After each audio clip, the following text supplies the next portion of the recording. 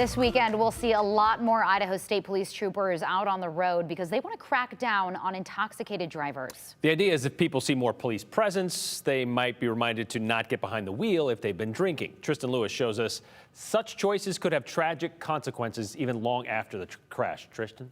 You know, during the 4th of July holiday, people like to get together and have parties, maybe have a drink or two, but it's important that we have a safety plan going into this weekend. According to the National Highway Traffic Safety Administration, more than 200 people died nationally in alcohol-related crashes from 6 p.m. July 2nd to 5:59 a.m. July 6, 2020.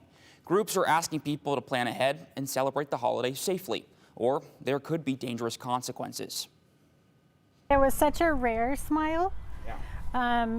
This was actually on the way home from a hockey trip from the boys because he always saved his vacation time. Not a day goes by that Jennifer Zavala does not think about her father, Joel Eggers. Totally family man. And as what would be his 71st birthday approaches, those thoughts of him become increasingly more painful.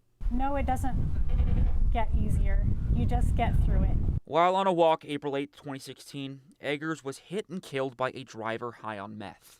And my dad was doing everything he was supposed to, walking against traffic off to the side of the road, and he's gone at the choice of somebody else. While the driver was sentenced to 8 to 15 years in prison, Zavala says his actions left a toll that nothing will ever fix. He wiped him out of our lives permanently. No goodbye. Eggers' story is unfortunately just one of dozens and dozens that happen in Idaho each year. According to the Idaho Office of Highway Safety, out of the 271 vehicle fatalities in 2021, 75 were caused by impaired driving. It's crazy. There's no excuse for it at all. I mean, you've got Lyft and Uber, and the fees for those alone are so much less than the thousands and thousands of dollars you spend on a DUI, or worse in our situation. Zavala now uses her dad's story to try and end impaired driving. She works as a volunteer victim advocate for Mothers Against Drunk Driving, also known as MADD. My dad has 6 grandkids that miss him every single day, and so many milestones have happened since we lost my dad. We've got kids that have bought cars, kids that have graduated. She says sharing her dad's story has helped her influence others to think twice about picking up the keys after they've had a few drinks. There's absolutely 100% no excuse to get behind a car. No excuse at all. 100% preventable. She says it's also how she keeps her dad's memory alive. You know, you wake up and you go to sleep missing that person.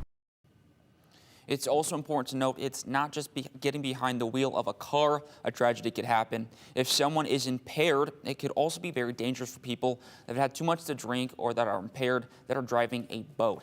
And people need to have a safety plan while also out on the water too. Brian Morgan. Yeah, they call it the 100 deadliest days of summer for a reason. All right, Tristan. It's not just boats and cars, scooters nowadays, too. Oh, yeah. Those things go pretty quickly. Just be safe out there. Yep. Whatever you're consuming alcohol, doing anything that might impair you, you just got to have a plan and just be safe.